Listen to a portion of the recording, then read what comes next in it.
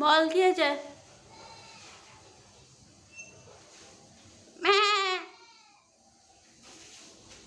জানি বল নিয়ে চলে এসছে বাবারে। জানি কই তুই, কই? ছাগল ছাগল, হ্যাঁ এই টাকা কই?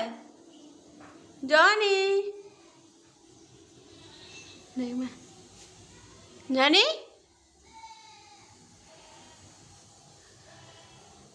কি করছিস তুই? কি করছিস? এই পাশ দিয়ে দেখছিস?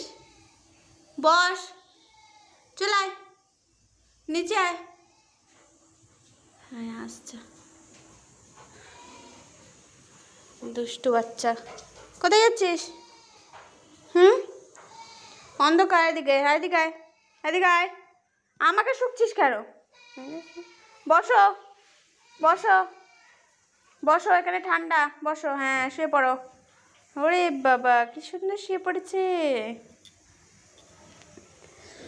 জোনু বাচ্চা, জোনু বাচ্চা, জোনু বাচ্চা, তাই না? খিদে পাচ্ছে, খিদে পাচ্ছে? হয়ে গেছে হয়ে গেছে, এবার ঠান্ডা করতে দেবো। খিদে পাচ্ছে? আজকে রবিবার, মাংস খাবি? হ্যাঁ মাংস খাবি?